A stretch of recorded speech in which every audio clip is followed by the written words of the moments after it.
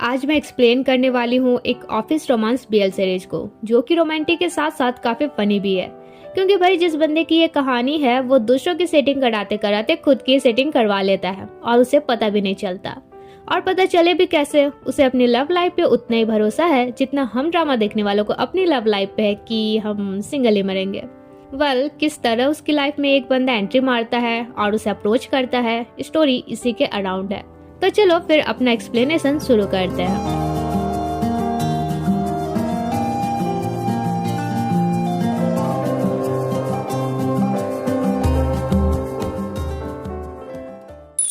कहानी की शुरुआत होती है गुड मॉर्निंग के साथ, जहां हमारा बॉटम मेन लीड जेट की नींद खुलती है। वो अपना सपना रिमाइंड करता है, पर तभी उसे याद आता है कि आज एक न्यू इंटर्न का इंटरव्यू लेना है। फटाफट रेडी होके वो ऑफिस पहुंचता है, जहां हम देखते हैं इंटरव्यू से ज्यादा वो खुद नर्वस था।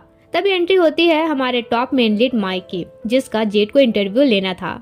जेट काफी कूल बनने की एक्टिंग करके माइक को अपना इंट्रोडक्शन देने कहता है, तो माइक भी अपना इंट्रो देने लगता है। वहीं जेट उसका रिज्यूम प्रोफाइल देखकर काफी इम्प्रेस्ड होता है, मगर एक्टिंग ऐसी करता है जैसे रिज्यूम बिल्कुल भी नॉर्मल हो।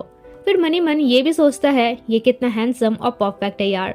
तभी माय पूछता है क्या तुम नर्वस हो। जेट फिर कूल बनने की कोशिश करता है, मगर माय समझ रहा था कि वो काफी नर्वस फील कर रहा है, इसलिए माय इधर उधर की बातें करना शुरू करता है, जिससे जेट का नर्वसनेस भी खत्म हो जाता है। वही माय उसकी बातों को इंटरेस्ट के साथ सुन रहा होता है।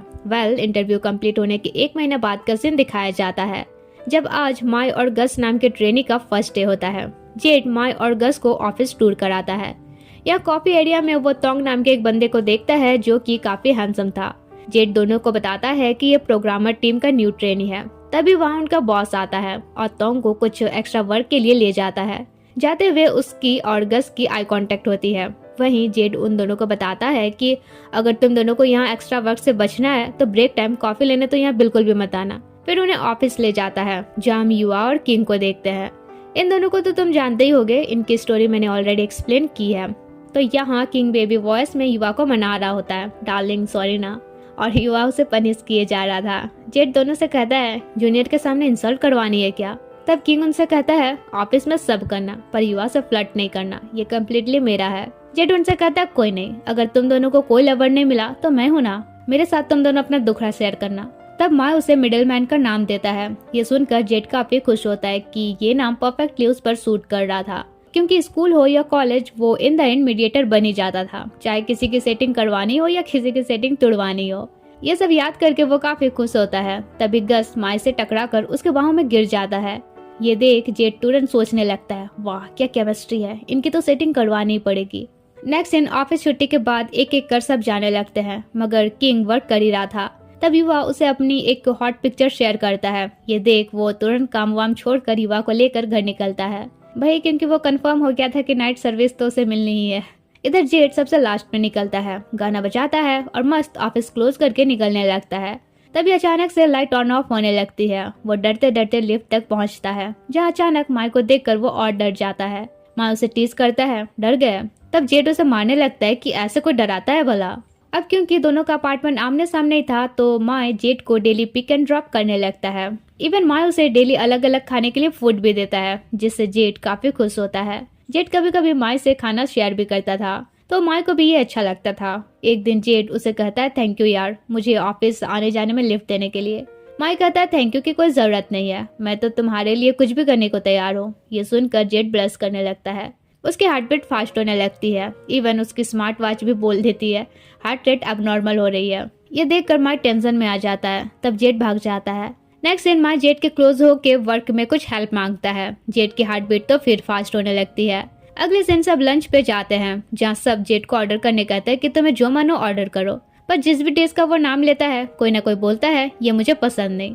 फाइनली जेट ऑर्डर कर लेता है और बोलता है मैंने अपना कर लिया है, तुम सब अपना अपना देख लो। लंच के बाद जेट गस और माय को नोटिस करता है और सबसे कहता है क्या तुम सबको नहीं लग रहा कि उनके बीच कुछ चल रहा है। युवा और किंग कहते हैं हमें तो ऐसा नहीं लग रहा। जेट कहता है क्योंकि तुम दोनों के पास दिमाग नहीं है, लगता है मुझे ही उनकी सेटिंग करवानी पड़ेगी। अगले दिन जेट माय को कुछ असाइनमेंट देता है। माय खुश होकर हेल्प करने के लिए रेडी भी हो जाता है। वहीं माय जेट से काफी क्लोज था, तो इससे जेट काफी अच्छा फील करता है। फिर सोचता है नहीं नहीं मुझे तो गस के साथ इसकी सेटिंग करानी है। फिर गस को माय के साथ वर्क पे लगा देता है। फिर चुपके चुपके उन्हें देखता है और दोनों को देखकर काफी ब्लश करता है। इधर माई काफी टाइट फील कर रहा था तो गस उसकी मसाज कर देता है। ये देखकर जेट तो और खुश होता है। तभी उनके पास तोंग आता है तो गस तोंग की मसाज करने लगता है। जेट सोचता है ये तोंग कबाब में हड्डी बनने क्यों आ गया, और तोंग को हटाने के लिए उनके पास जाकर नौटंकी करता है कि यार मेरे भी शोल्डर पे दर्द हो रहा है, इमरजेंसी मसाज चाहिए। तब गस उसकी ऐसे मसाज करता है कि उसे सच में पेन होने लगता है। बेचारा सेटिंग करवाने के चक्कर में हड्डी तोड़वा लेता है।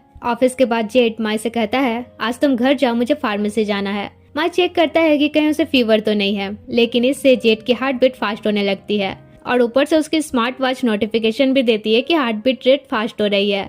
माई को लगता है सच में इसकी तबीयत सही नहीं है। जेट कहता है अरे नहीं, मुझे किसी और रीजन से फार्मेसी जाना है।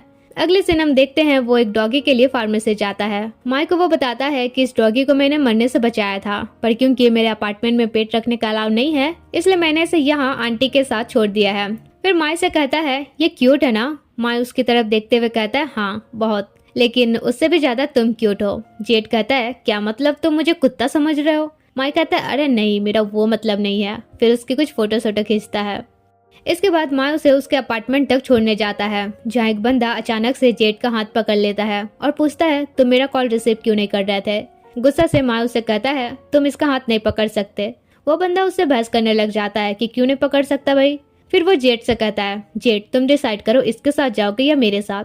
तब जेट उस बंदे को चूज करता है। इससे माई का दिल तो टूट ही जाता है, लेकिन ये सब सिनेरियो माई बस इमेजिन कर रहा था। जेट माई से कहता है ये मेरा भाई है, और अपने भाई को बताता है ये माई है मेरा न्यू इंटर्न, मुझे डेली पिक एंड ड्रॉप करता है। भाई बोलता है मतलब तुम अपने इंटर्न का ख्याल रखने छोड़ के इंटर्न ही तुम्हारा ख्याल रखता है। माई कहता है वैसे अगर कभी जेट आपका कॉल ना उठाए तो आप मुझे कॉल कर सकते हो।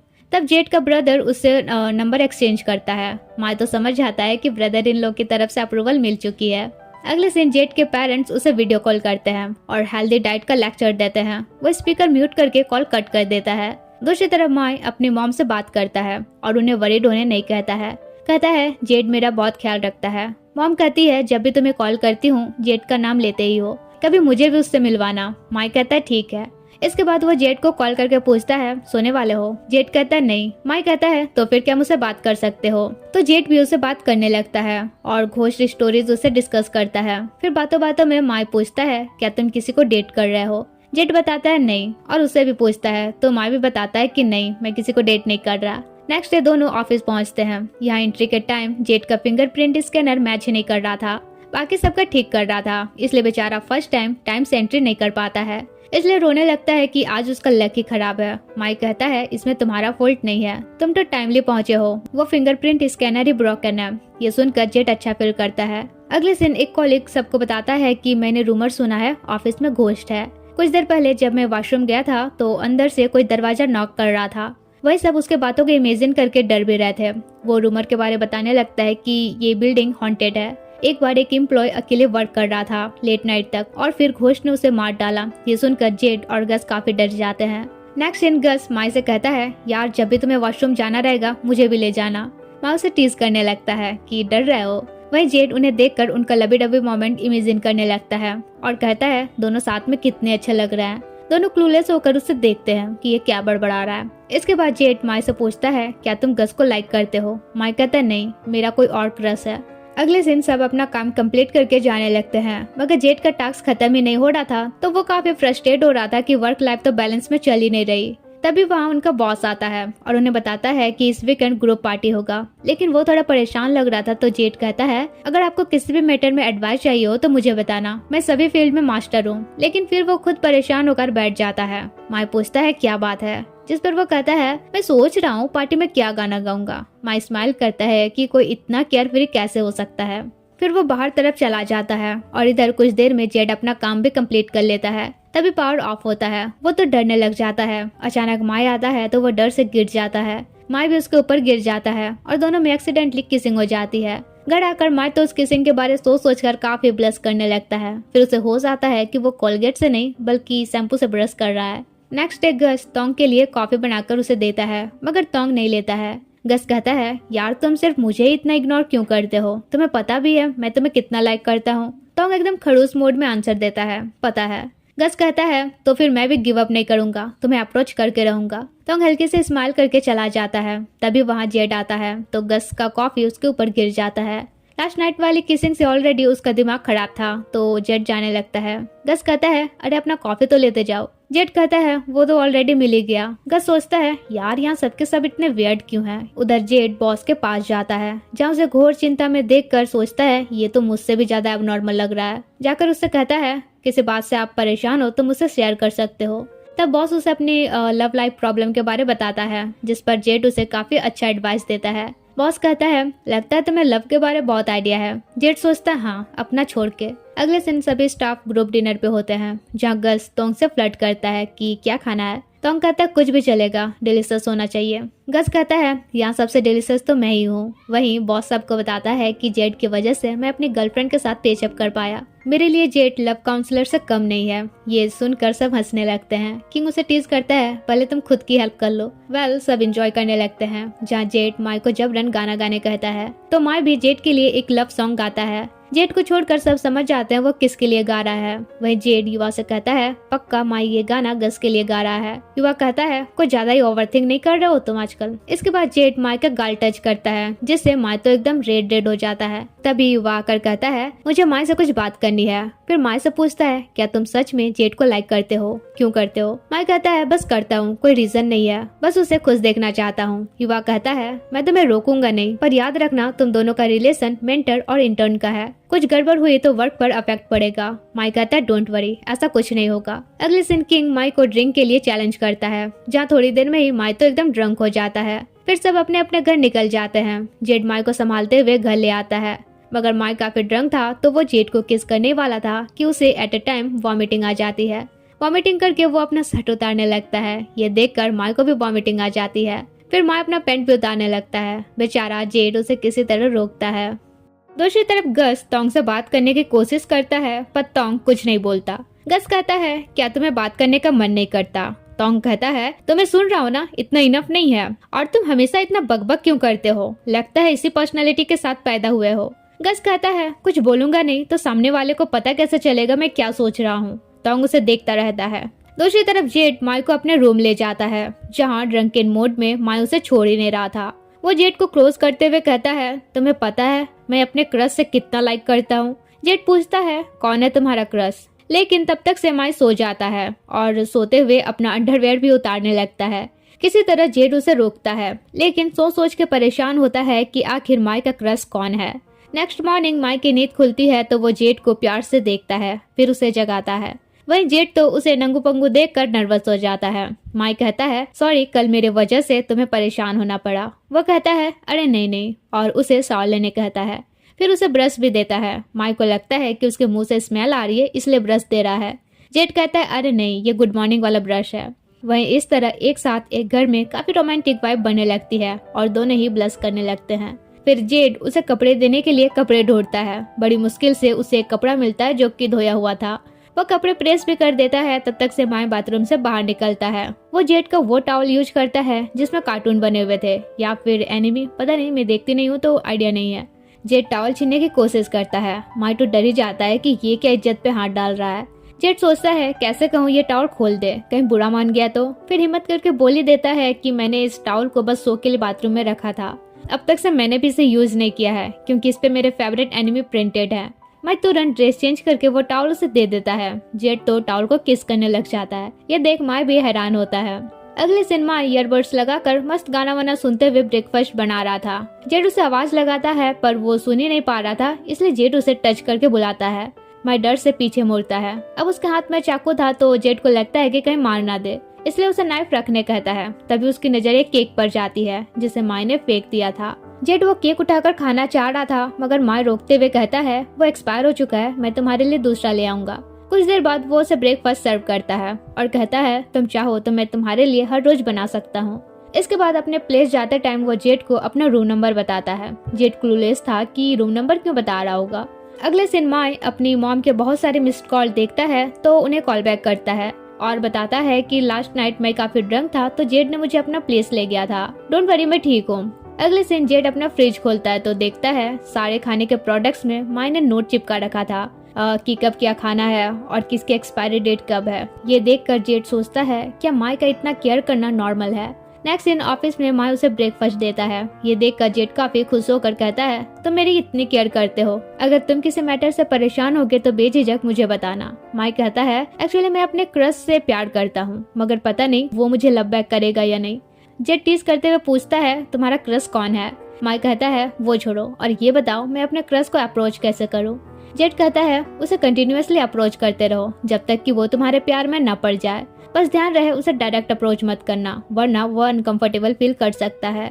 अगले दिन एक कॉलीग जेट से पूछता है और भाई चेहरा इतना लटका हुआ क्यों है। जेट कहता है यार वैलेंटाइंस डे आ रहा है, सिंगल होकर वैलेंटाइन डे के लिए ग्राफिक डिजाइन रेडी कर रहा हूँ, इससे बड़ी दुख की बात और क्या ही हो सकती है। तब माई अपना वर्क कंप्लीट करके उसकी हेल्प करता है। तभी किंग आकर जेट को अपने साथ ले जाता है। वहीं युवा नोटिस करता है कि गस का मैक्सिमम ध्यान तोंग पर ही होता है। उधर किंग जेट से कहता है मुझे युवा को वैलेंटाइन सरप्राइज देना है और तुम मेरी हेल्प करोगे। जेट कहता है नहीं मुझे मत बोलो। किंग काफी रिक्वेस्ट करता है फिर भी वो नहीं मानता। तब किंग ट्रीट देने की बात करता है। ये सुनते ही जेट तुरंत अग्री कर जाता है। नेक्स्ट दिन आज वैलेंटाइंस डे था जहाँ किंग जेट से हेल्प लेता है बुके चूज करने में। माया कर कहता है ये क्या कर रहे हो तुम दोनों टेबल के पीछे छुप कर। तब किंग उसे भी चूज करने कहता है। तभी वहाँ युवा आ जाता है तो किंग और जेट झूठ बोलते हैं कि हम तो माई के लिए देख रहे थे।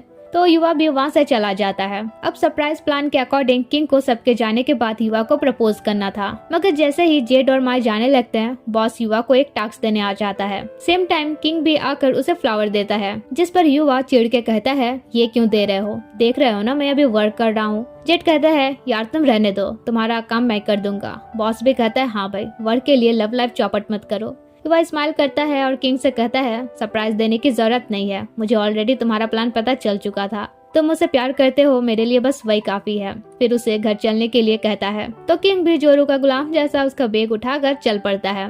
दूसरी तरफ गस एक शॉप पे फूड ऑर्डर करता है और देखता है सेम शॉप पे तोंग भी अकेला बैठकर खा रहा है। वो उसके पास जाकर बैठ जाता है। फिर कहता है वाव, लग रहा है हम डेट पर हैं। तोंग कहता है चुपचाप बैठना है बैठो वरना जाओ। गस देखता है कि उसका खाने का प्रोसेस अजीब है। वो तोंग को टीज करते हुए कहता है जितना बेटर तुम्हें जान रहा हूँ उतना ही डीप तुम्हें लाइक करने लग रहा हूँ। फिर दिखाता है देखो इस तरीके से खाया जाता है। वही तोंग तो बस उसे देखता रहता है। दूसरी तरफ जेड माई से कहता है नॉर्मली वैलेंटाइन डे में मैं अकेले रहता हूँ, पर इस बार तुम साथ हो तो अच्छा फील हो रहा है, और उसे हक करता है तो माई की हार्ट बीट बढ़ जाती है। वो कहता है चलो तब इसी खुशी में साथ में डिनर हो जाए। जेड भी काफी खुश होते हुए उसका हाथ पकड़ लेता है। फिर वे एक फूड स्टॉल में जाकर डिनर करते हैं। जेड तो राक्षस की तरह खाने लगता है। वही माई तो बस उसे देखता रहता है और अचानक कहता है तुम बहुत क्यूट हो और मेरे लिए काफी स्पेशल भी। फिर लव कन्फेस करने ही वाला था कि याद आता है डायरेक्ट अप्रोच नहीं करना है, तो टॉपिक चेंज कर देता है। तब जेड कहता है टेस्टी खाना ही असल खुशी का मतलब है,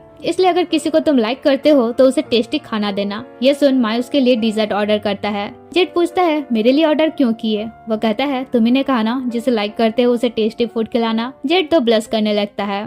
नेक्स्ट दिन ऑफिस आते टाइम जेड अनबैलेंस्ड होकर गिर जाता है। उसका ड्रिंक भी गिर जाता है तो साफ करने में माई उसकी हेल्प करता है। तभी वहाँ उनकी एक कॉलीग आती है और माई से फ्लर्ट करने लगती है। जेड सोचता है क्या माई की क्रश ये है, मतलब गस सच में माई का क्रश नहीं है। वहीं माई उस लड़की से पीछा छुड़ाने के लिए प्रोजेक्ट का बहाना बनाकर चला जाता है।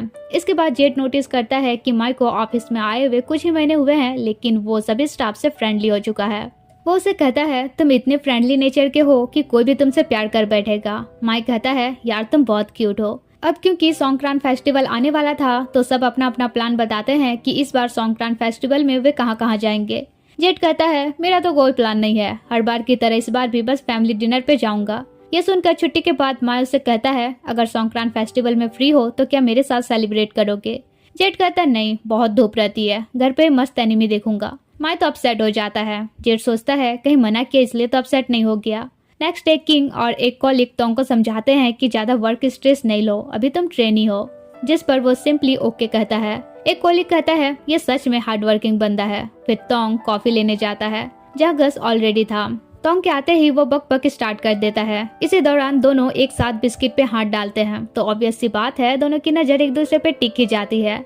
गस कहता है ऐसा कोल्ड हार्टेड पर्सन की तरह क्या देख रहे हो, थोड़ा स्माइल तो क्या करो। फिर फ्लर्ट करते हुए कहता है क्या हुआ, साइकिल कर गए। तोंग उठकर चला जाता है। गस जाकर फिर फ्लर्ट करता है। पक्का शर्मा गया ना? टोंग कहता है नहीं। गस पूछता है अच्छा संक्रांत में क्या प्लान है? वो कहता है कोई प्लान नहीं है। गस कहता है तो फिर मूवी देखने चले? टोंग काफी रूड टोन में कहता है नहीं, मुझे कहीं नहीं जाना। और आखिर तुम इतनी बातें करते क्यों हो? वह उनकी बातें किंग और एक कॉलीग सुन लेते हैं। टोंग पहले भी गस को इग्नोर करता था, ये दोनों नोटिस कर चुके थे। तब मौका पाकर किंग टोंग को समझाता है कि कोई तुमसे बात करे तो एटलीस्ट उन्हें अच्छे से जवाब दिया करो, सामने वाले की भी फीलिंग्स होती है। नेक्स्ट डे फेस्टिवल के दिन माई और जेड सेलिब्रेट करने निकलते हैं। माई जेड से कहता है आज तुम बहुत क्यूट लग रहे हो। फिर बताता है फर्स्ट टाइम मैं संक्रांत सेलिब्रेट करने जा रहा हूँ। जेड सोचता है अच्छा इसलिए कल अपसेट हो गया था। फिर वे एक प्लेस पहुंचते हैं जहाँ बहुत सारे लोग ऑलरेडी सेलिब्रेट कर रहे थे।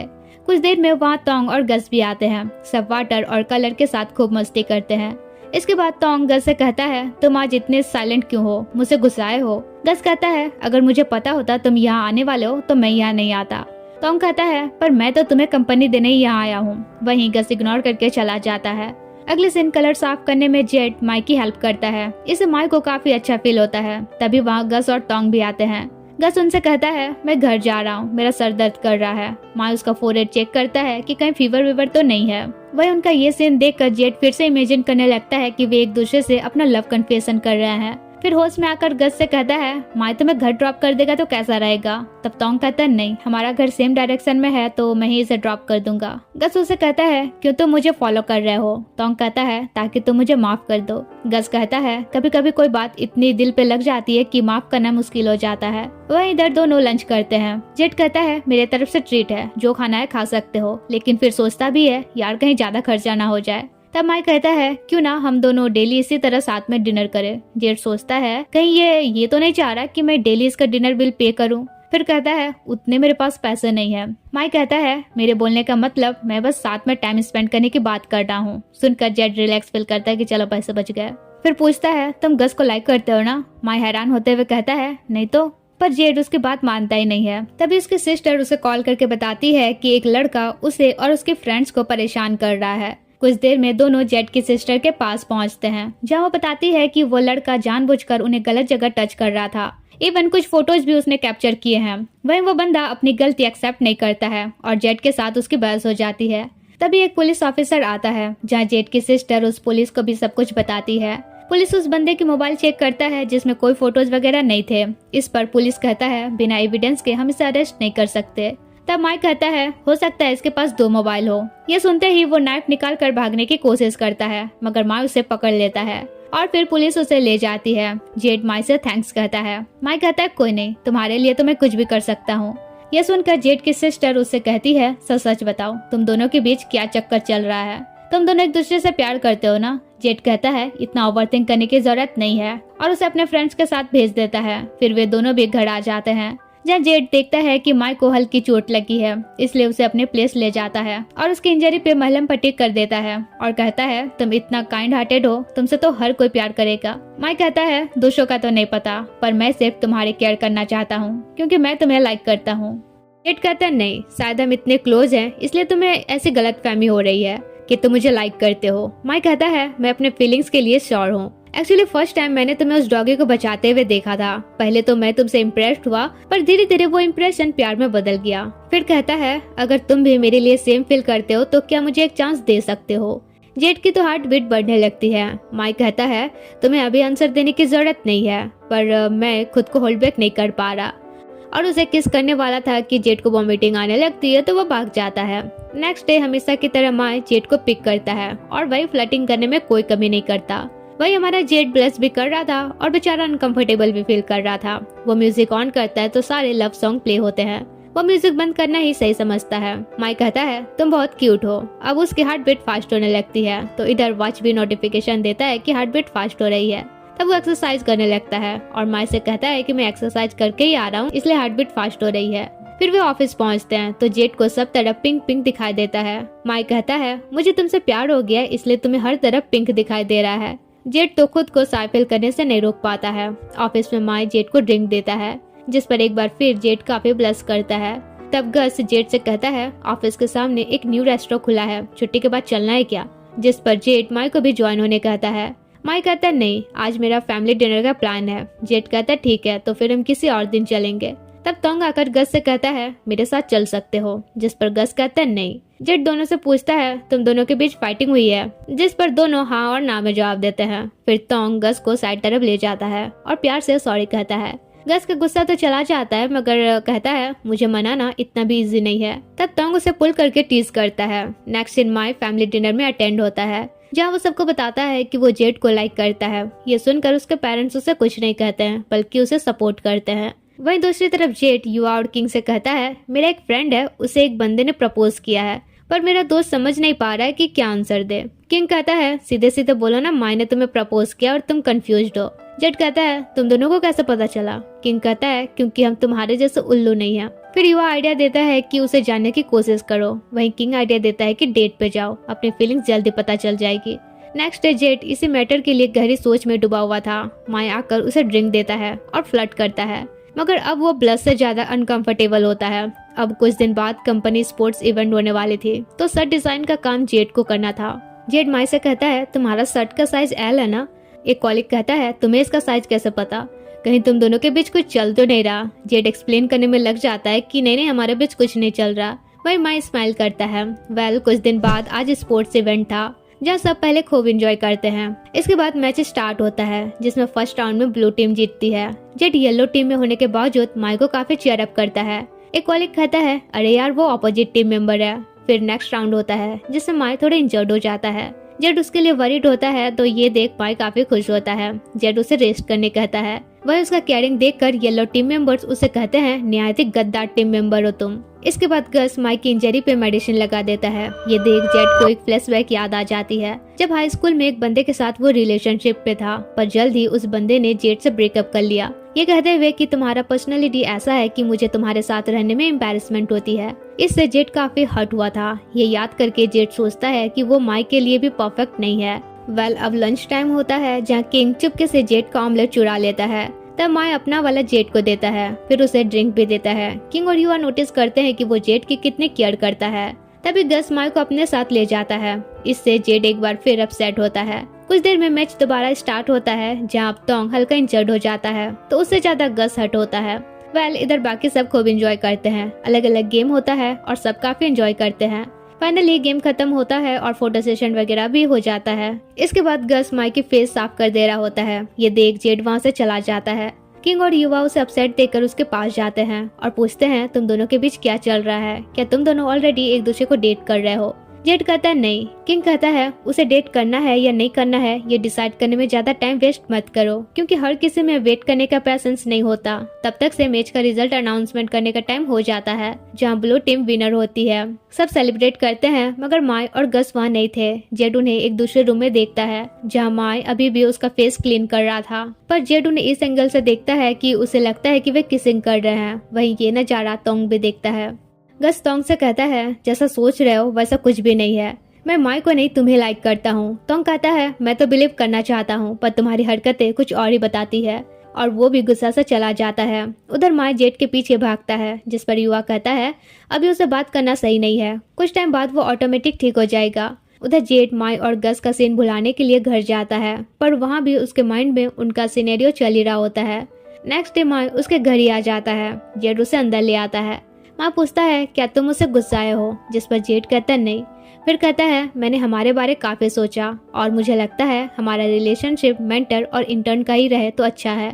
ये सुनकर माई का दिल तो टूट ही जाता है। वहीं अब जेट हर तरफ माई को देखने पाता है। खैर वो ऑफिस पहुंचता है जहाँ हमेशा की तरह आज माई भी जेट को ब्रेकफास्ट देता है। तभी गस आकर माई को ले जाता है। जेट को बुरा लगता है पर कुछ कर भी तो नहीं सकता था क्योंकि ऑलरेडी लाइन सेट कर दी थी उसने।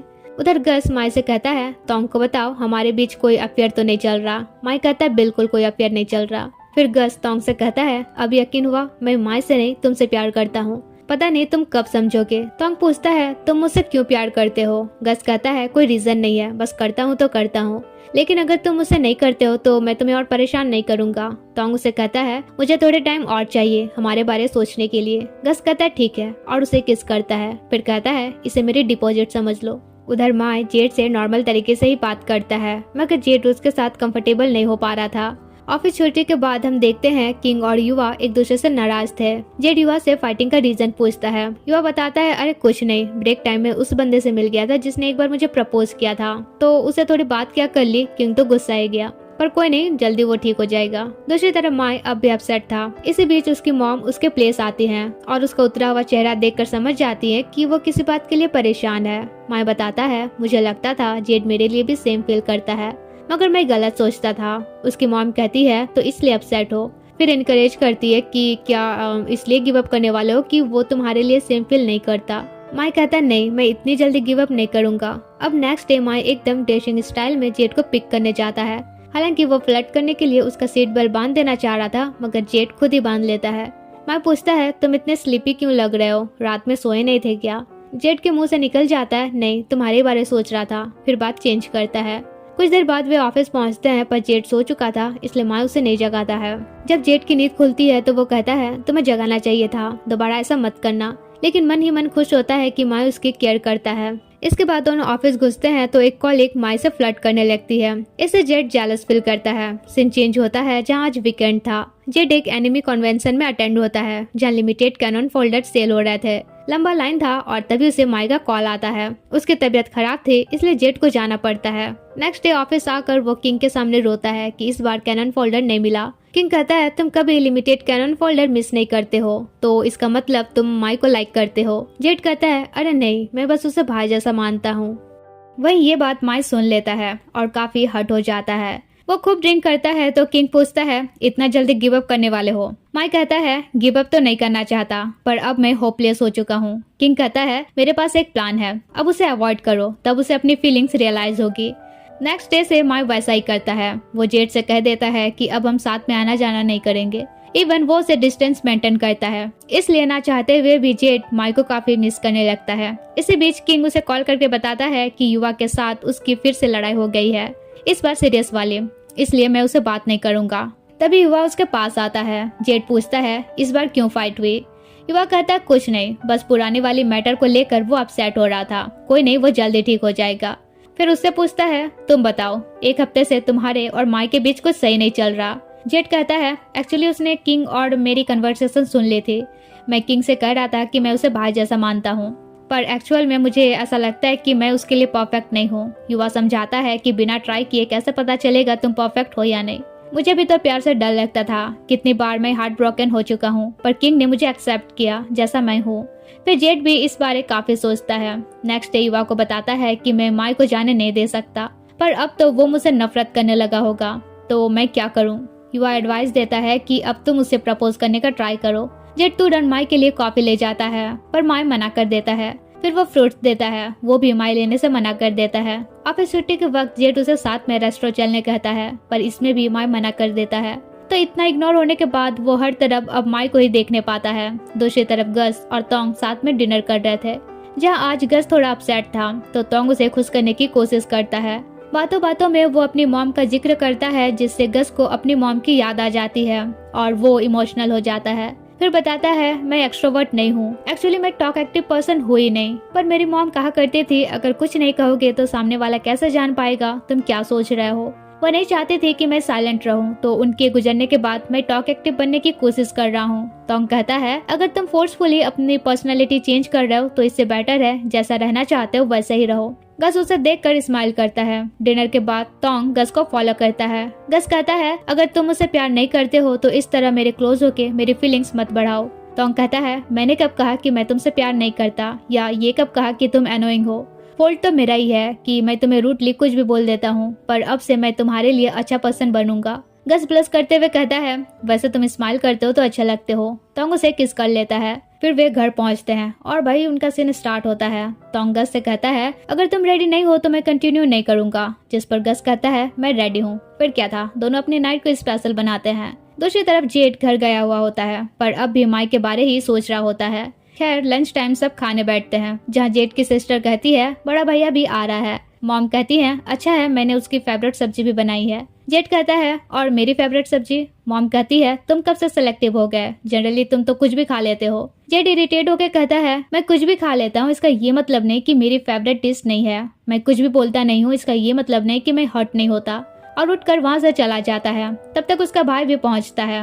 उसकी सिस्टर उसके पास जाकर कहती है, मुझे पता है हमेशा से ही तुम मेरे और भैया के लिए सेक्रीफाइस करते आए हो, पर हम सब भी तुमसे बहुत प्यार करते हैं और मुझे पता है तुम अभी फूड को लेकर नहीं किसी और मैटर के लिए फ्रस्ट्रेट हो। उसका भाई भी आकर उसे कंफर्ट फील कराता है और बताता है कि वो बाहर से उसकी फेवरेट डिश लेकर आया है। इससे जेड खुश हो जाता है। फिर वो अपने पेरेंट्स से माफी मांगता है। उसके पेरेंट्स भी उसे माफी मांगते हैं और कहते हैं, कभी स्ट्रेस में रहोगे या किसी चीज की जरूरत हो तो बेझिझक हमें बताना, वरना हम तुम्हारी फीलिंग्स कैसे समझेंगे। और फिर फैमिली हग होता है। अगले सीन जेड अपनी सिस्टर को बताता है कि वो किसी से प्यार करता है। सिस्टर तुरंत बोलती है, किससे? माई से। बट वो भी तो तुम्हें लाइक करता है, फिर दिक्कत क्या है? जेड कहता है, एक्चुअली मैंने उसे स्टार्टिंग रिजेक्ट कर दिया था।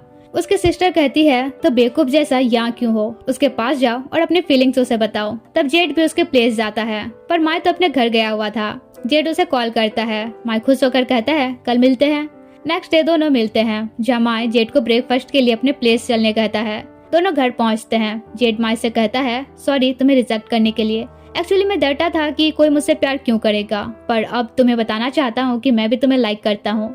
क्या हम एक फ्रेश स्टार्ट कर सकते हैं? माई काफी खुश होता है और कहता है, एक्चुअली मैं तुमसे गुस्सा नहीं हूँ। जेड कहता है, तो फिर तुम मुझे अवॉइड क्यों कर रहे थे? माई कहता है, एक्चुअली वो किंग की स्ट्रेटजी थी। जेड कहता है, अच्छा स्ट्रेटजी। गुस्सा आता है, पर माई अपनी फीलिंग्स बताने लगता है तो उसका गुस्सा चला जाता है। माई कहता है, कोई जल्दी नहीं है, तुम धीरे धीरे मुझे एक्सेप्ट कर सकते हो। जिस पर जेड कहता है, नहीं मैंने डिसाइड कर लिया है, और उसे अपना बीएफ बनने के लिए प्रपोज करता है। माई तो तुरंत प्रपोजल एक्सेप्ट कर लेता है और फिर दोनों के बीच एक स्वीट सी किसिंग सीन होती है। इसके बाद जेड उसे सेड्यूस करता है। अब लाइसेंस मिलने के बाद भला माई और होल्डबैक करता तो उसे किस कर लेता है। धीरे धीरे रोमांटिक माहौल बनने लगता है, पर इतना जल्दी सब कुछ होना जेड को कंफर्टेबल नहीं लग रहा था। माई कहता है, अगर रेडी नहीं हो तो मैं स्टॉप कर सकता हूँ, मैं तभी स्टेप बढ़ाऊंगा जब तुम रेडी होगे। जेड तो उसे हक कर लेता है और किस करने लगता है। फिर नाइट में दोनों सीरीज देखते हैं। माई बोर हो रहा था तो जेड को मसाज कर देने लगता है। जेड कहता है, मुझे बिलीव नहीं हो रहा तुम जैसा परफेक्ट इंसान मुझ जैसे इंसान का बीएफ है, मुझे तो ये सब सपना लग रहा है। मैं उसे किस करते हुए कहता है, अब कंफर्म हुआ ना सपना नहीं है? जेड को तो अब भी यकीन नहीं हो रहा था। माई कहता है, सबकी अपनी अपनी स्ट्रेंथ होती है, इसलिए तुम जैसे हो मैं तुम्हें वैसे ही प्यार करता हूँ, और उसे टीज करता है। नेक्स्ट मॉर्निंग माई की नींद खुलती है और वो जेड को किस करता है और कसकर हक भी कर लेता है। अगले दिन दोनों ऑफिस जाते हैं, जहाँ जेड सोचता है अब उसका भी बॉयफ्रेंड है और अब वो भी ऑफिस रोमांस करेगा। माई भी उसे फ्लर्ट करते हुए उसे स्पेशल फील करवाता है। तभी किंग आकर जेड को टीज करता है। फिर माई से कुछ बात करने के लिए उसे ले जाने लगता है तो जेड माई का बैग लेता है। तब किंग भी अपना वाला पकड़ा देता है। इसके बाद किंग और युवा माई से कहते हैं, जेड को हर्ट मत करना, वो ऑलरेडी एक बार हर्ट हो चुका है। माई कहता है, डोंट वरी, ऐसा कुछ नहीं होगा। फिर किंग युवा से फ्लर्टिंग करता है, पर वही ना, ऑफिस रोमांस इजी थोड़े होता है, पूरा ऑफिस थर्ड व्हील से भरा पड़ा रहता है। नेक्स्ट सीन जेड और माई उस डॉगी को विजिट करने जाते हैं, जहाँ माई उसके साथ सेल्फी खिंचाता है, वो भी उसे किस करके। इससे जेड शर्माई जाता है। फिर कहता है, तुम्हारा इंटर्नशिप खत्म होने वाला है, फिर हम रोज रोज इस तरह नहीं मिल पाएंगे। माई कहता है, तुम बहुत क्यूट हो, मैं कितना लकी हूँ जो तुमसे मिला। फिर कहता है, क्या आज मेरे प्लेस चलोगे? जेड साइकिल करते हुए हाँ कहता है, फिर उसे किस करता है। अगले दिन माई शर्टलेस जेड के पास जाता है। जेड तो देखकर साइकिल करने लगता है और उसे अपने करीब आने नहीं कहता, पर माई उसे टीज करने लगता है और इसी चक्कर में दोनों के बीच किसिंग हो जाती है। इसके बाद दोनों बेड में होते हैं, जहाँ जेड कहता है, कुछ दिनों में तुम्हारा इंटर्नशिप खत्म हो जाएगा, फिर हम एक दूसरे से नहीं मिल पाएंगे, कैसा रहेगा मैं तुम्हारे यहाँ शिफ्ट हो जाऊँ? माई तो खुश होकर तुरंत अग्री कर जाता है। नेक्स्ट दिन ऑफिस मीटिंग के बाद माई सबको बताता है कि अब वो और जेड एक दूसरे को डेट कर रहे हैं। बॉस के सामने सब उन्हें ज्यादा टीज तो नहीं करते, मगर बाद में जेड को खूब टीज करते हैं। छुट्टी के बाद सब निकल जाते हैं, जहाँ गर्ल्स टॉम को टीज करता है कि वैसे हमारा भी तो आज लास्ट डे है, इसका मतलब हम दोनों एक दूसरे से नहीं मिल पाएंगे।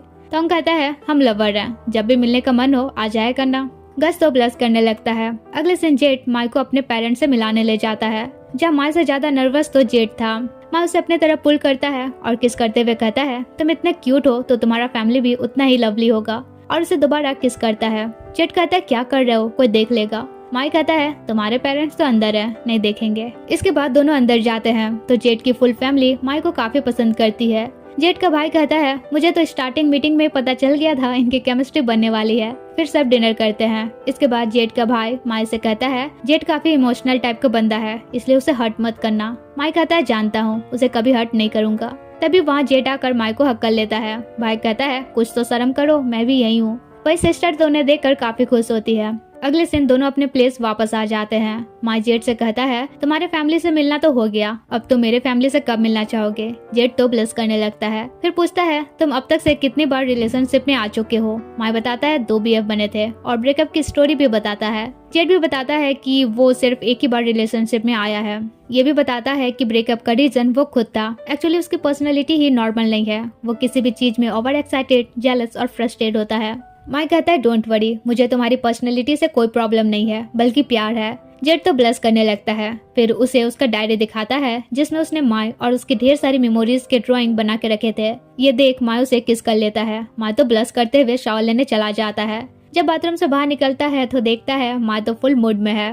माई उसके क्लोज होता है तो जेड सेड्यूस करते हुए लेट जाता है। फिर माई रोमांस स्टार्ट करता है, पर जेड तो अब भी अनकंफर्टेबल था, इसलिए माई स्टॉप हो जाता है। कुछ देर बाद जेड खुद कहता है तुम कंटिन्यू कर सकते हो, मुझे ट्राई करना है। तो बस फिर क्या था, दोनों अपनी नाइट स्पेशल बनाते हैं। सीन चेंज होता है और अब जेड माई के पेरेंट्स से मिलने जाता है। जेड तो यहाँ भी काफी नर्वस था। ये देख माई कहता है डोंट वरी, मेरे पेरेंट्स भी तुम्हें एक्सेप्ट करेंगे। और सच में उसके पेरेंट्स भी जेड को एक्सेप्ट करते हैं। माई की मॉम जेड से कहती है माई का ख्याल रखना। वो कहता है वैसे तो माई मेरा ख्याल रखता है, पर मैं भी अपना बेस्ट दूंगा और उसे चेरिश करूंगा। इसके बाद फैमिली डिनर होता है। फिर माई जेड को बाहर ले जाता है, जहाँ दोनों क्वालिटी टाइम स्पेंड करते हैं। माई अपनी क्यूट बातों से जेड को खुश करता है, तो जेड भी उसे किस करता है। माई भी उसे किस बैक करता है। घर आने के बाद वे दोनों एक बार फिर रोमांटिक माहौल बनाते हैं और इंटीमेसी करते हैं।